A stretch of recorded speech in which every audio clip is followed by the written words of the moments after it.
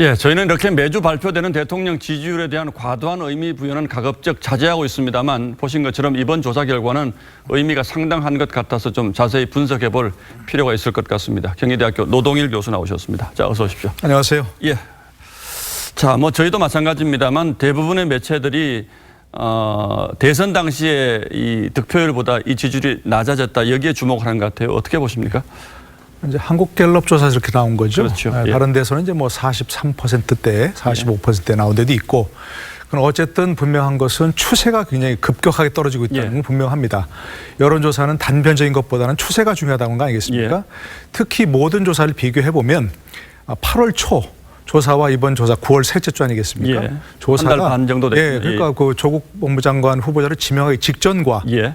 지금 현재 비교했을 때 거의 모든 조사에서 10%포인트 이상 차이 났습니다. 예. 한마디로 급격한 추락인 거죠.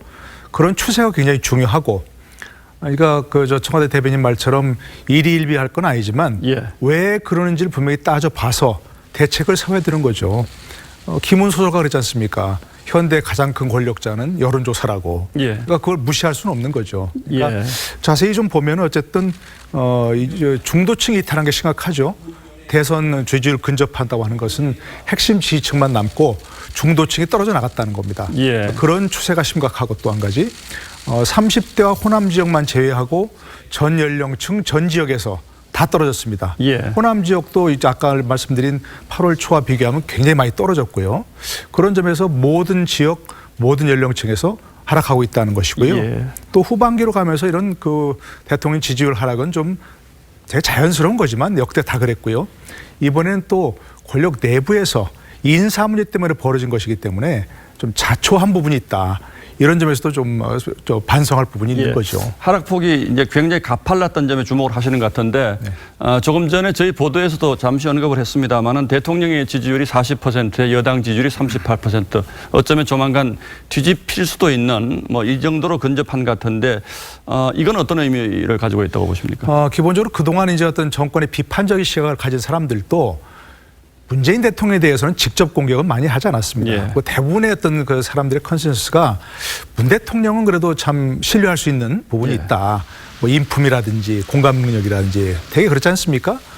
그런데 이번에 조국 장관을 임명하는 것을 보면서 굉장히 여론이 부정적인 방향이 많은데도 불구하고, 여러 가지 지표가 나오는데도 불구하고, 그리고 청문회 과정을 통해서 봤을 때 상식과 합리적으로 이해할 수 없는 일이 굉장히 많은데 그걸 결국 임명하는 걸 보면서 조국 장관에 대한 비판적 시각이 그대로 대통령에게 옮겨가 버린 거죠. 그러니까 지금 조국 장관에 대한 비판적 시각이 훨씬 이런 상황은 더 높거든요. 예. 그것이 결국 대통령 지지율을 끌어내리는 가장 큰 역할을 했다는 점에서 문 대통령 지지율도 그에 따라 동반 하락하고 있고, 그것이 결국 여러 가지 지표가 레임덕 지표가 나오지만 대통령 지지율이 여당 지지율보다 낮아질 수도 있는 그런 가능성이기 때문에 굉장히 심각하게 봐야 할 지표입니다. 이제 곧 총선이 다가오니까 만약에 그렇게 되면 여권에서 이탈하는 사람들도 나오겠죠? 나올 가능성은 있습니다. 예. 일반적으로 이제 정권 말기가 되면 대부분 또 이제 정권을 재창출해야 하는 그 여당 의원들은 대개 지금까지 역사가 보면 차별화 많이 했습니까? 예. 전직 대통령과. 우리나라는 5년 단임제이기 때문에 대통령은 다시 선거에 출마할 일이 없습니다. 그렇습니다. 그런데 이제 의원들은 계속 선거에 출마해야 되니까 본인들이 살기 위해서라도 계속 차별화를 해왔었는데, 그게 이제 아마 가능성은 충분히 있습니다. 그러나 바로 내년 4월 총선 아닙니까? 그때는 정권 후반기가 시작은 되지만 또 정권 말기는 아닙니다. 예. 그 대통령이 완전히 레임덕에 빠지거나 힘이 빠지는 시기는 아니거든요. 예. 그래서 지금 벌써 이제 민주당에 나오는 얘기가 그런 식으로 개별적인 어떤 대통령의 차별화보다는 내부의 물갈이를 통해서 그런 것을 국민들에게 차별화 하는 현상을 좀 보이려고 하는 그런 움직임이 벌써 있는 거죠. 예, 알겠습니다. 이제 관련해서 한 가지 더 질문을 드리면, 네. 대통령의 지지율이 급격히 떨어지는 것만큼 제1야당인 자유한국당의 지지율이 높아지는 것은 또 아니다. 이탈한 그 지지자들이 중도층에 머물러 있다. 이제 이런 얘기가 나오는데, 그것을 자유한국당이 흡수하지 못하는 이유는 뭐라고 보십니까? 오늘 황교안 대표가 조선일보에 인터뷰한 걸 보니까요. 예. 본인이 자인을 했더라고요.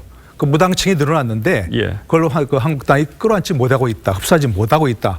그 원인은 한국당이 변한 모습을 보이지 않고 있기 때문이다. 예. 라고 진단했더라고요. 스스로의 진단이 그렇다는 예, 거죠. 예. 저도 동의합니다. 그러니까 지금 민주당 예를 들어서 정부 여당이 싫고 그 실정에 대해서 좀 비판적인 시각을 가진 사람들도 이탈하지만 다른 정당으로 예컨대 한국당이라든지 다른 야당으로 가지는 않고 있다는 겁니다. 그냥 예. 머물러 있다는 겁니다.